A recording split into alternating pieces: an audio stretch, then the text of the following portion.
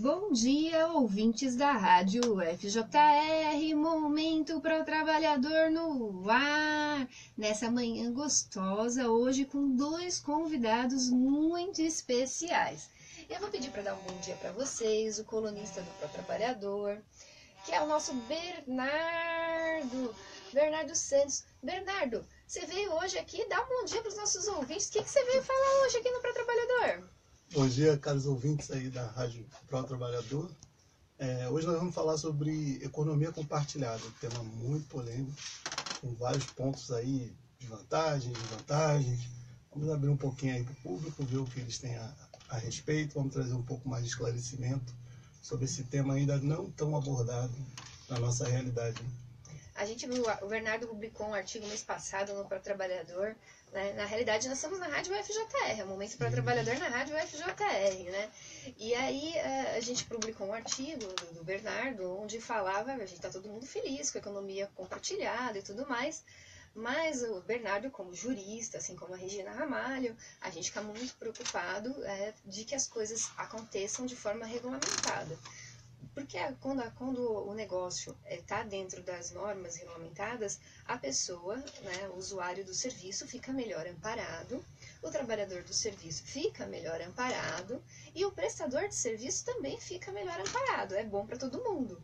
Agora, quando você faz apenas, vai fazendo as coisas sem ter regulamentação, existem os riscos, né?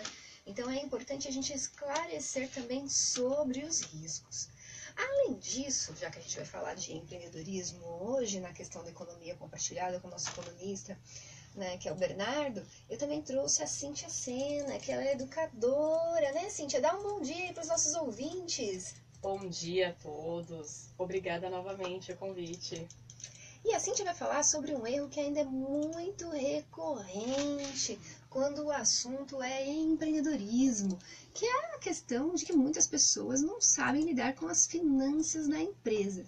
O pequeno e o médio empreendedor, muitas vezes por nunca ter tido uma experiência mais próxima dos seus empresários, empregadores com quem trabalharam, empreendedores, ou na família e tudo mais, eles costumam cometer um erro muito recorrente, né, Cíntia? Qual é esse erro?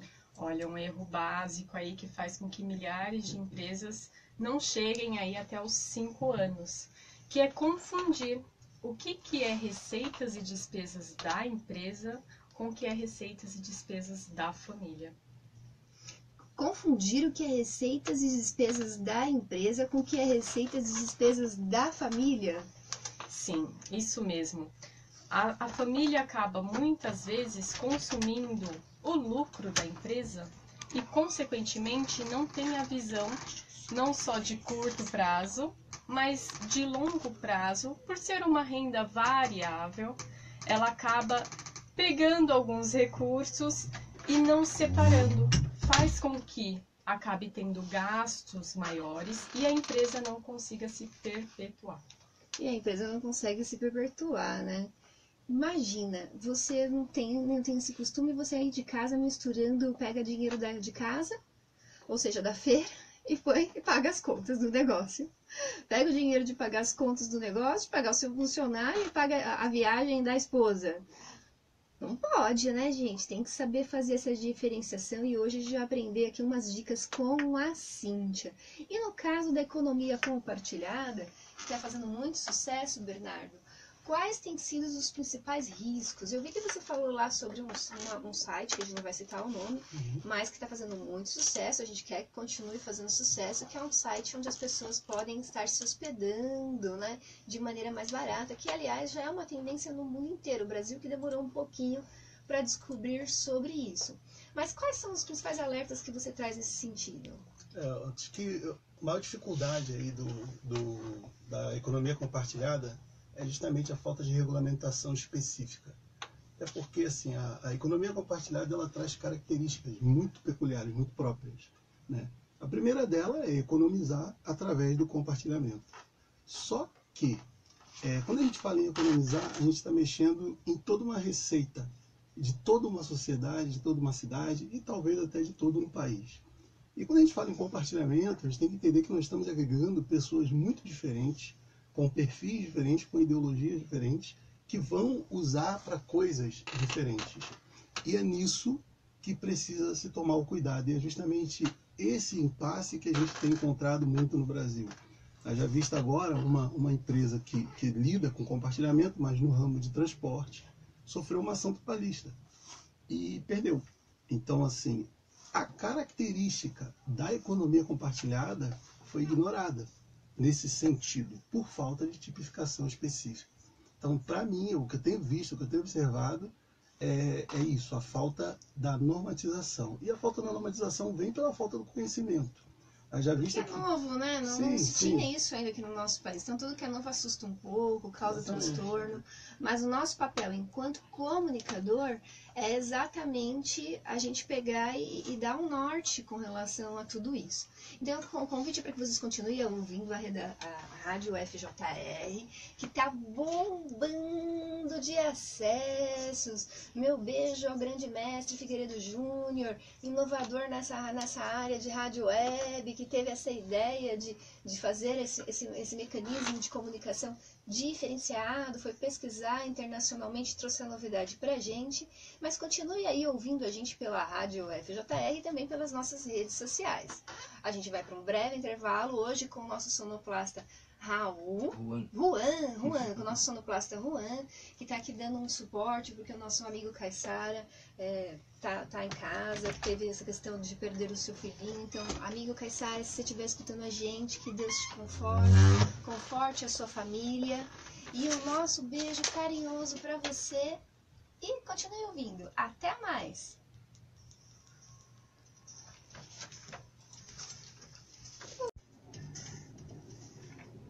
De volta para os estúdios da Rádio FJR, momento para trabalhador no ar, falando sobre empreendedorismo compartilhado com o nosso colunista Bernardo e também com a educadora Cíntia, falando sobre essa questão de como separar as finanças de casa com as finanças dos nossos negócios, de não misturar, de saber que cada dinheirinho pertence a que campo. E aí a Cíntia estava no outro bloco falando algumas dicas, tinha prometido falar algumas dicas, né, Cíntia? Quais são os principais cuidados? Como que eu faço? Falar é simples, né? Às vezes as pessoas, todo mundo está ouvindo dizer que isso é o que se deve fazer. Mas como literalmente separar esse dinheiro quando, por exemplo, a empresa não está ainda tendo ganhos? Você está usando ganhos familiares. Perfeito. Por exemplo, eu acho que a maioria dos casos de quem está começando é nesse sentido. A pessoa ainda está naquela fase de investir na empresa. Certo, vamos lá. Principalmente quem está começando, na verdade, está colocando o seu próprio recurso, né, o seu próprio capital, investindo na empresa. Nessa fase, é importante até diferenciar o quanto que eu estou colocando na empresa, para que eu saiba quanto que eu estou investindo e depois lá na frente ver se o retorno que eu vou ter é suficiente para aquilo que eu investi. Até para ver se esse negócio é viável ou não.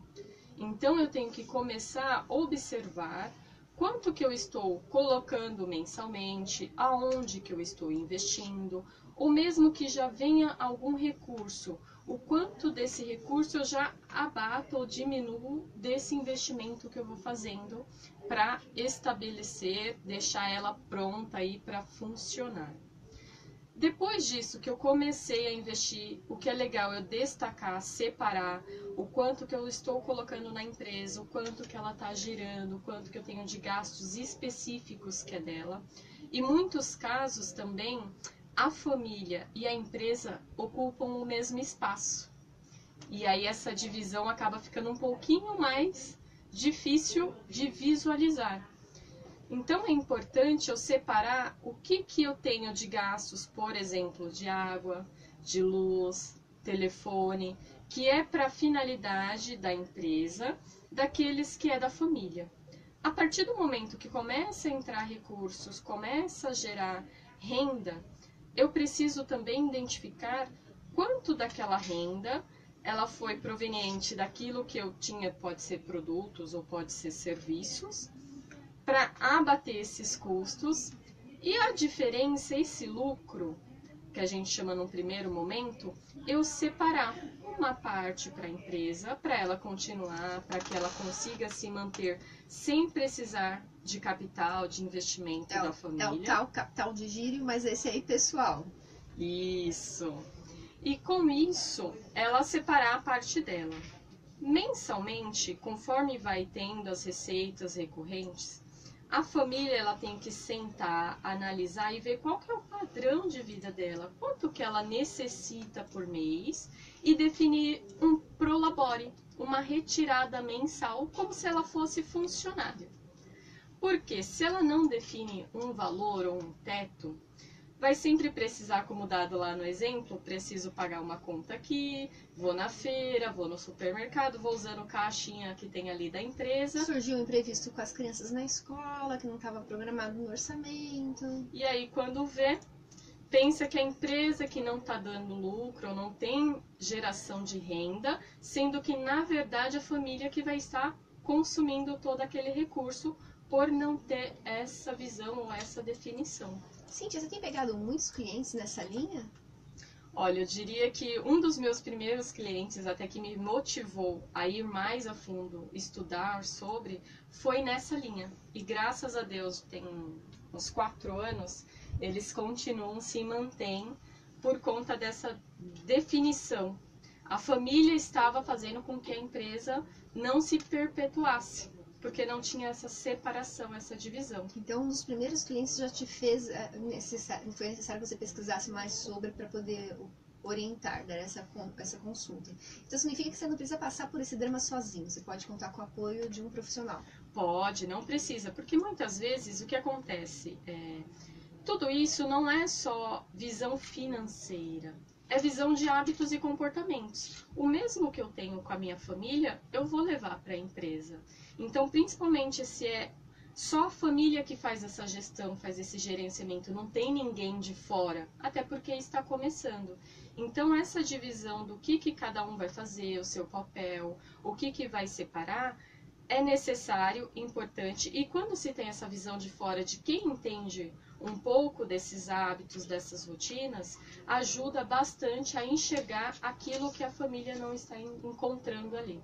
Eu sei que lá você também trabalha muito a questão da economia compartilhada, até para a gente pegar um gancho aqui para o Bernardo estar trabalhando com a gente. Tá. Do que vocês pesquisaram lá, isso veio com forte influência de fora do país para cá, mas aqui as pessoas já estão acertando a mão de como utilizar, usufruir bem para economizar, como empreender nisso. Olha, teria, vamos dizer, os dois lados, né? Tanto o usuário desses serviços, que começou a enxergar também como uma possibilidade, uma forma de ter essa economia, só que também entra o cuidado no sentido de achar que por estar economizando acaba usando muito mais do que deveria ou que teria como hábito, então até aumenta-se gastos com essa economia compartilhada. Cita um exemplo aí pra gente de aumento de gasto. Por exemplo, a pessoa não tinha costume de usar transporte, táxi, e aí viu uma oportunidade pelo compartilhamento de utilizar essa auto, falar não, porque é mais em conta, e acaba usando com maior frequência do que anteriormente, e muitas vezes até gasta mais. Então tem que realmente fazer as notinhas mensais. Tem que observar, tem que anotar o que verdadeiramente você está usando. Se é só para a sua rotina diária que você não tinha e começou a incorporar, ou só para aquelas necessidades momentâneas, até para que essa economia não vire um gasto a mais. E para quem presta serviço, também abriu como uma oportunidade, até por milhares de pessoas estarem desempregadas, como uma fonte alternativa ou até principal de renda. O que tem que também ser o alerta é de observar a forma que está sendo feito o serviço, os gastos que você tem mesmo tendo a receita, que às vezes não é observado. Bacana, Cíntia. E Bernardo, dentre as questões legais, a gente estava falando, por exemplo, da questão trabalhista. Essa é uma questão que preocupa em especial aqui aos ouvintes da Rádio FJR, do Momento para o Trabalhador, porque a rádio e também o Momento para o Trabalhador em si, a gente tem um compromisso muito sério com a questão do trabalho decente. Então, a gente tem ouvido falar das reformas políticas todas pelo país, e um dos nossos receios com a questão da economia compartilhada é que, independente disso, o prestador de serviço tenha o seu trabalho sendo utilizado, prestado, dentro do que a gente entende internacionalmente como sendo trabalho decente. Esse é o principal ponto? Ou tem outros que a gente tem que discutir? O que você quer explorar primeiro? Tem muitos outros pontos, mas vamos no principal. Acho que o que chama mais atenção é a perda do emprego, né? No Brasil, esse nome assusta muito. Emprego, estabilidade empregatícia e CLT. É algo que apavora. Primeiro a gente tem que entender que a economia compartilhada, como a nossa amiga falou, ela veio de uma coisa natural, que o ser humano já fazia. Ou seja, não volta mais. Não era nada absurdo. Assim, as pessoas, desde a época dos burgos, já compartilhavam. Os burgos compartilhavam espaço em troca de segurança, certo? Daí isso foi crescendo. Com o advento da internet, isso só se popularizou. Né? Na minha ideia, que eu entendo é isso. Compartilhamento de carona, compartilhamento de cowork, espaços de trabalho onde as pessoas dividem o espaço por momentos esporádicos. Compartilhamento de aplicativo, hoje compartilhamento de filme. Você consegue alugar um filme compartilhadamente e barateia. Mas o que a gente tem que entender é que, como isso veio pela internet, o Brasil está no mínimo 20 anos atrasado. Porque o Brasil está sempre 20 anos tecnologicamente atrasado. A gente está sempre engatinhando, exatamente, atrás de tudo pelo mundo. Haja visto que na China, 6 de cada 10 robôs do mundo já estão na China. E quando eu falo de robô, eu não falo só de cópias humanas andando com braço e perna, mas robôs que limpam o chão. A própria máquina que você tira o dinheiro é um robô. Ele efetua uma tarefa contínua. Então tem vários tipos de robôs já em atuação. Imagina quantos empregos não se foram. E imagina quantos outros não surgiram. Eu acho que o problema da economia compartilhada é isso. A própria ideologia de emprego no mundo já mudou. E no Brasil nós estamos 20 anos atrasados, tecnologicamente. Então, para entender esse impacto, essa mudança na ideologia de emprego que o mundo sofreu, nós vamos ter que andar 20 anos para frente aí. Eu acho que a reforma trabalhista é só um começo. Não vou entrar no mérito de certo, bom, ruim. Não é isso que me importa, mas precisa existir uma mudança de ideologia. Isso não é destruição de emprego de ninguém, e isso não é também uma forma de tirar o benefício que alguém conquistou. Mas a ideologia de emprego está se modificando, e o compartilhamento de economia está dando possibilidade das pessoas gerarem a sua própria renda. O que a gente precisa é colocar isso no papel.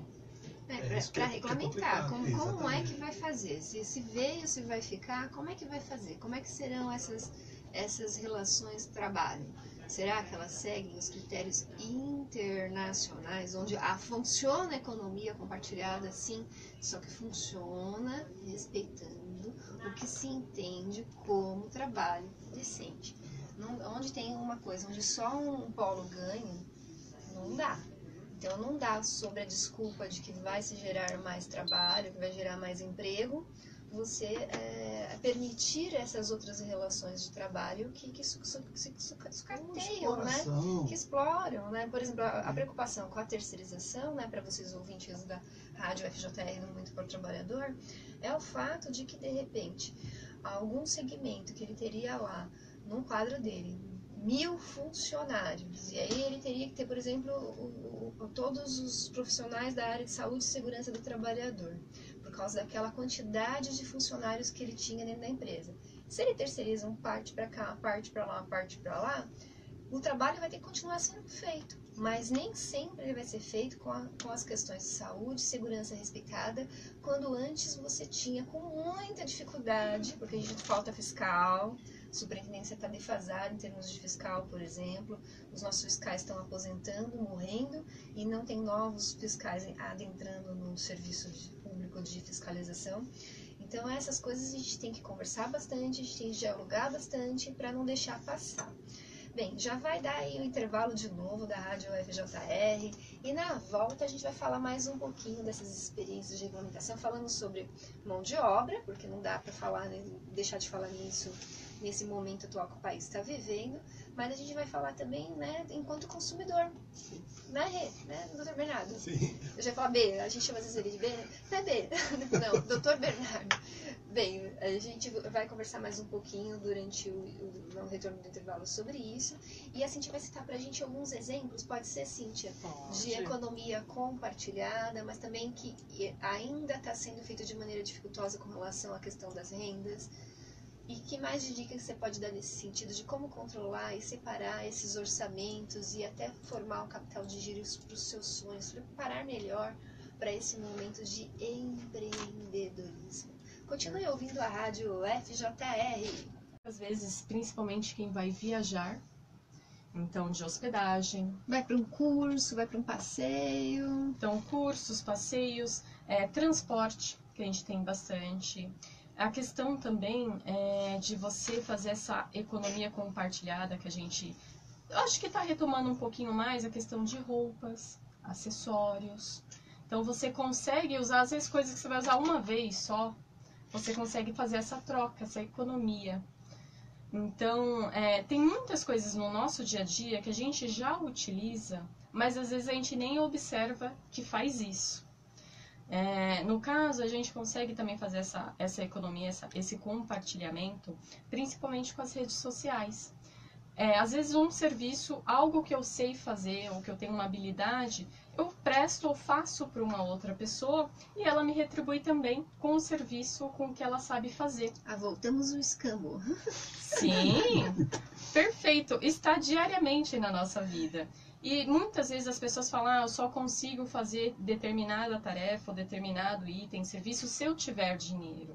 Mas não necessariamente. Eu consigo muitas vezes usar de alguma habilidade, de algum dom que às vezes eu até desconheço que eu tenha, para fazer uma troca, um serviço, algo que eu consiga fazer que eu precise e também oferecer ao outro. E aí já é mais pro lado da solidariedade mesmo, do lembrar que hoje é ele que precisa, amanhã é você. Bernardo, e com relação por exemplo, os consumidores, né? Quais são os principais riscos de você estar consumindo, além de você compactuar, de repente, com um trabalho indecente, não um trabalho decente? O risco do consumo indevido é justamente você, primeiro, não sabe a quem você está depositando aquele dinheiro. Segundo, a insegurança jurídica. Você, por exemplo, tem sites de compra e venda, hoje em dia, que na minha opinião são compartilhados. São sites onde você pode oferecer qualquer produto para qualquer pessoa. E a pessoa entra lá, compra, a maioria não tem nota fiscal, a maioria você não sabe a procedência, a maioria não tem uma fiscalização.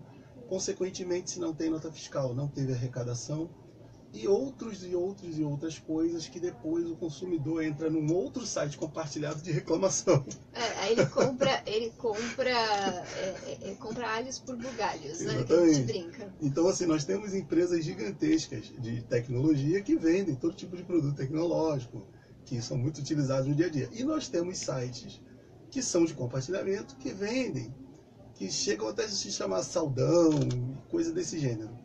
Você não sabe quem está anunciando ali, você não sabe o que está sendo anunciado ali. Já teve gente que comprou iPhone e ganhou uma caixa com pedra. Chegou em casa no correio, uma caixa com uma pedra, com papel, com jornal. Isso é comum. Mas é aquilo que eu costumo dizer, né? Você já deve estar cansado de ouvir. Mundo digital, cópia do mundo real. Com ele, suas mazelas. Não dá para fugir disso. E que cuidados a gente pode tomar nesse sentido enquanto consumidor? O que você aconselha? Que a gente já tem algum mecanismo que possa nos auxiliar na escolha desse serviço? Tem vários, só que o brasileiro tem um pequeno defeito que vai atrapalhar. O brasileiro não lê. O brasileiro lê pouco, pesquisa pouco e ouve muito, é muito aquilo de boca a boca. Assim como a pessoa Repete, Bernardo, o brasileiro? O brasileiro não lê e pesquisa pouquíssimo. Então, por mais que você tenha ferramentas específicas, até posso dizer, para esse tipo de pesquisa, a pessoa não vai buscar. Entendeu? Um exemplo, existe uma lei muito clara que diz que todo site virtual, ou seja, todo site virtual, toda loja virtual, precisa ter uma loja física. Então, a pessoa vende pela internet, mas ela tem um local. No Brasil, No repete Brasil. isso para que No os nossos Brasil, ouvintes possam entender melhor. Existe uma lei específica que é muito clara, que diz que toda loja virtual precisa ter um endereço físico. Ela existe em algum lugar no Brasil. Isso para os sites alocados no Brasil, lógico. Entendeu? Então esse é outro problema. Se eu estou comprando de um site estrangeiro, eu preciso me atinar às regras do direito digital de onde aquele site está alocado. Se está alocado no Brasil, eu te garanto que ele tem que ter uma loja por trás. Então, se você não viu o endereço, não viu o CNPJ, não viu um telefone fixo, já é um indício de risco. Não posso dizer que seja o risco. Não mas é uma um indício. afirmação de que aquele realmente Sim. empresário está agindo em desconformidade com a lei. Desconformidade com a lei, mas já é um indício de que você não tem as mesmas seguranças que você teria numa outra plataforma. Exato. Dá uma olhadinha nesses sites compartilhados de reclamação. Exatamente. Você vai saber. É uma dica? É uma excelente dica, tá? E o próprio site ele já te dá uma luz. Ele já diz, ó, se chegar a tantos % de reclamação, já não é confiável. Porque é plausível que todo negócio, todo comércio desagrade alguém. Isso é compreensível. Mas 80% dos seus usuários, 90, 99 ponto dízima periódica, é um pouco de absurdo. Mas o brasileiro não faz essa pesquisa. E aí, compra gato por lebre digitalmente. Comprar gato por lebre digitalmente. Então, a internet não é terra de ninguém. A gente ouvia muito dizer isso desde a minha época de jurista, quando eu comecei a estudar direito há mais de 15 anos atrás.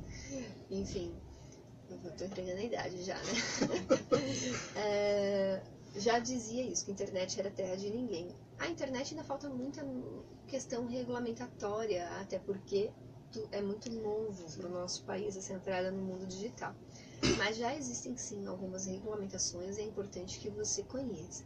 Bernardo, a OAB tem discutido bastante esse assunto? Bastante. Eu mesmo tive em várias reuniões da Comissão de Direito Digital da OAB no Centro, com o doutor Coroneliano, né?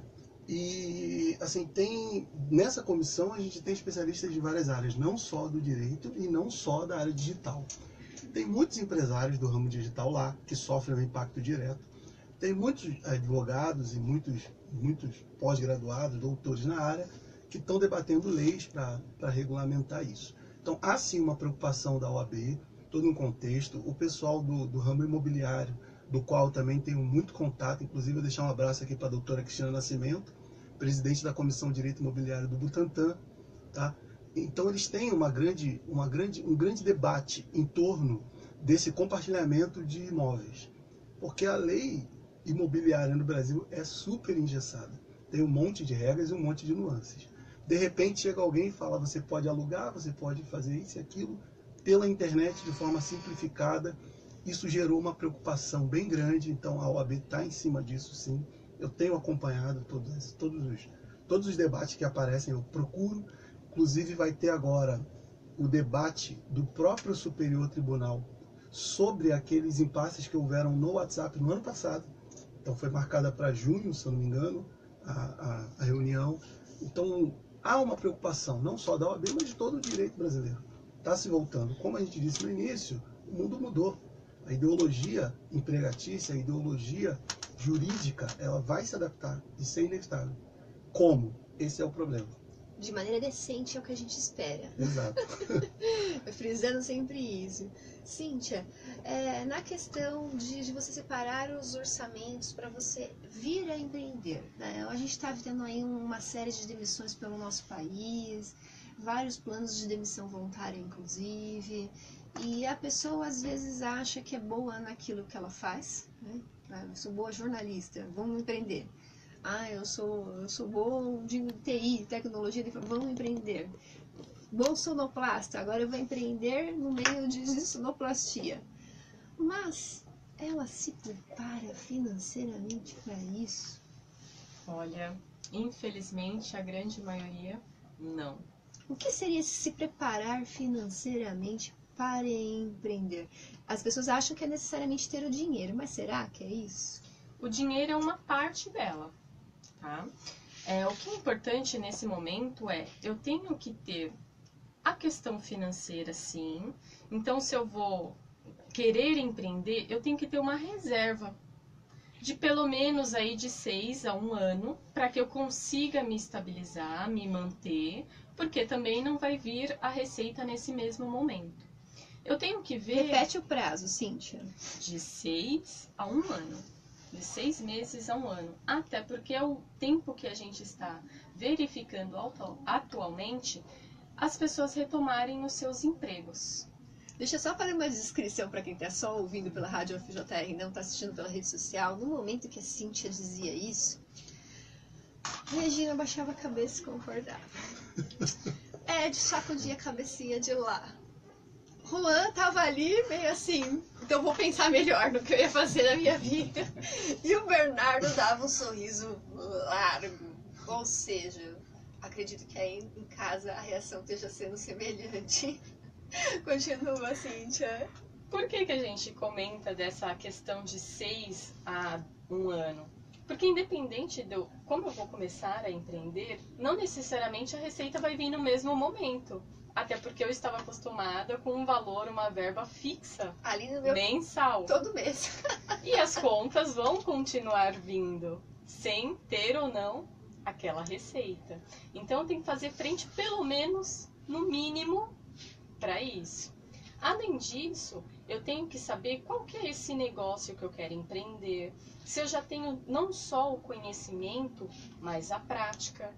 O que é aquele mercado, o que ele precisa, o que eu vou precisar ainda desenvolver para que ele se expanda, para que as pessoas conheçam aquilo que eu estou fazendo e também queiram aquele serviço, aquele produto, para que assim eu consiga ir gerando capital, gerando receita. O que acontece muitas vezes é que parte-se para o empreendedorismo sem muitas vezes até conhecer aquele negócio. Às vezes eu tenho um dom ali, eu tenho uma habilidade. E acho que conheço o negócio. Mas falta aquela questão comercial. Então, como que eu vou vender? Como que eu vou me vender? Que até então até consigo fazer isso, só que como um profissional registrado, CLT, que querendo ou não também é uma forma de empreender. Só que eu vou estar diante de vários clientes. Então, vou ter que saber também como que essas pessoas vão querer aquele meu serviço, aquele meu produto. Como as pessoas vão querer aquele meu produto, aquele meu serviço. Ou seja, meu preço está correto? A minha abordagem? Quanto investir na divulgação disso e em que ferramentas eu vou utilizar para divulgar isso? Será que é só por rede social funciona? Quem está aí ouvindo a gente? Só divulgar na rede social de vocês para o seu tipo de produto dar certo? Mas será que para aquele outro vai dar também? Então são coisas que as pessoas ainda temem muito. Eu vou explorar um pouquinho mais, vou pedir licença para o Bernardo, essa questão do comercial, porque isso é uma dúvida frequente, né? Hoje a gente está numa situação onde as pessoas sempre tiveram muito preconceito com a relação à profissão do vendedor. Sendo que o vendedor, cara, ele é a alma do negócio. Se você não tiver quem venda o seu serviço, por melhor que ele seja, se você não tiver essa estrutura de quem venda, como vender isso, como fazer essa abordagem, você não tem negócio. Então parte por dois planejamentos que as pessoas fogem muito. Um é o financeiro, que não é só eu ter capital, mas é ter e saber como vai distribuir esse capital, como vai utilizar, por quanto tempo, de que maneira. E o outro, como vender. É isso, Cíntia? O que vocês ensinam lá nas consultorias que você presta? Olha, a nossa veia é bem mais para o lado financeiro, né? Mas o lado comportamental. E o que envolve aí também, eu acho que nessa questão de vendas, finanças, é o emocional. Então a pessoa tem que estar bem com ela, acreditar naquilo que ela está fazendo, naquele produto, naquele serviço, porque essa confiança ela também vai passar para o outro. Se ela não tiver, se ela tiver uma insegurança daquilo que ela está realizando ou se propondo, ela também já vai com essa questão segura aí e transmite e acaba perdendo até uma venda. O que ela precisa nessa veia comercial, que é, muitas vezes, quando ela trabalha numa empresa, tem pessoas específicas para cada área. Então, ela vai ter que ser multitarefa. Ela vai ter que ser o financeiro, ela vai ter que ser o comercial, o marketing, o atendimento. Então, ela vai ter que ver aquela habilidade, aquele dom que ela tem, ela vai ter que multiplicar isso para conseguir fazer essa gestão, essa iniciativa, e que ela realmente dê frutos e aconteça. Que bacana, Cintia. Então é muita coisa para pensar, né? E a gente brinca que o dono do negócio que fica muito no fazer o bolo, ele não consegue vender. Então fica aí a dica, né, para vocês ouvintes da Rádio FJR. Por mais que você goste de fazer o bolo, você tem que ensinar outra pessoa a fazer o bolo. Bernardo, alguma pontuação do que está sendo discutido em termos da questão do direito digital, ou que ainda está sendo pouco explorado, mas ao seu ver tem que trazer mais para perto não só da ordem, mas da sociedade, para que a gente converse, para que a gente ajuste, para que esse novo caminho de você usufruir de produtos e serviços, ele seja legal para todo mundo? A meu ver, o maior problema hoje em dia, juridicamente falando, é que nós temos poucos profissionais de TI ou da área técnica legislando. Assim, você não tem um advogado que se especializou ou que pelo menos estudou tecnologia. E você não tem um legislador que também tenha vindo dessa área. E é uma área que apavora, eu admito. Apavora você dizer que vai colocar um robô numa fábrica e vai eliminar 100 postos de trabalho. Então, se você não tiver alguém que saiba passar isso e explicar que aqueles 100 postos de trabalho vão surgir em outro local, logicamente você vai criar um embate. Isso é o que eu sinto falta. A legislação que foi criada para o direito digital, vou dizer uma coisa aqui que vai deixar muita gente ofendida. Para mim é muito pífia. Ela abrangeu quase nada. Tanto é que agora os juristas do Brasil têm que criar leis no âmbito do direito civil para legislar o que está no direito digital. Entendeu? Então, assim, a nossa legislação, o Marco Civil da Internet, foi feito com muito boa intenção, por pessoas muito capacitadas, mas que talvez pela realidade daquele momento, ou por não ter visto a abrangência que isso tomaria... Até porque era muito novo, exatamente, né? E digital era lá, quando estava estudando direito. Exatamente. Talvez por aquele momento, pela realidade daquele momento, não abrangeu o que hoje nós estamos sofrendo. Então vai vir uma revolução absurda, eu tenho certeza disso. Nós temos pessoas do direito que são muito capacitadas no Brasil, que são até referências. Então vai envolver penalista, vai envolver o pessoal processual civil, vai envolver o pessoal do processual penal, principalmente muita gente do trabalhista. O administrativo vai ter que se adaptar, porque não tem como você tirar a administração pública do direito digital, gente. É impossível, e nada disso eu vejo ser falado. Mas o que mais me assusta é que eu não vejo nenhum profissional de TI, nenhum. Eu ainda não conheci nenhum profissional de TI que estivesse envolvido diretamente nessas discussões. Já visto quando houve lá os bloqueios ao WhatsApp, foram várias vezes ocorreram os bloqueios. Todas as decisões que foram tomadas entre Câmara, Judiciário e Supremo. Não teve ninguém da sociedade civil que estivesse envolvido na área de tecnologia para poder explicar isso. Nesse sentido, né? Exatamente. Agora o STF está abrindo mais, inclusive chamou uma audiência pública e convocou esse pessoal. E é agora que eu estou sentindo realmente que vai haver uma diferenciação no próprio debate em si. Bernardo, deixa já os seus contatos, que está chegando ao final do nosso programa. Eu agradeço primeiramente o convite, é sempre um prazer estar aqui na Rádio FJR, programa para trabalhador, consciência cidadã com esse pessoal. Sou Bernardo dos Santos, presidente da Forte BS Assessoria. Você pode me encontrar pelo e-mail contato.fortebsassessoria ou pelo telefone 37220158. Cíntia? Obrigada novamente o convite. Você pode por e-mail cincia.cena@dsop.com.br, e também eu tenho feito alguns vídeos lá no YouTube com algumas orientações, que é o Cintia Sena. Cintia Sena. Eu e a Cintia vamos fazer umas pesquisas aí bem bacanas, uma outra coisa só nossa com o Pro Trabalhador. Em breve novidades aí para vocês, ouvintes da Rádio FJR e do Momento Pro Trabalhador no ar. Agradeço a Deus Pai Todo-Poderoso por essa oportunidade de estar aqui à frente desse microfone. levando informações que possam gerar espelhos afirmativos para a sociedade, que vocês possam melhorar aí a qualidade de vida de vocês, empreender, gerar mais trabalho nesse momento que falta tanto emprego no nosso país. Ao Juan, que está aqui hoje nos assessorando, o Ed, o Alfa Figueiredo Júnior por essa oportunidade, Xandinha, toda a galerinha aqui da Rádio FJR. E agora vocês vão continuar na programação da Rádio FJR, que daqui a pouquinho está o nosso amigo, companheirinho Luciano Faccioli, trazendo muita informação descontraída para vocês. Um meu beijo e até mais!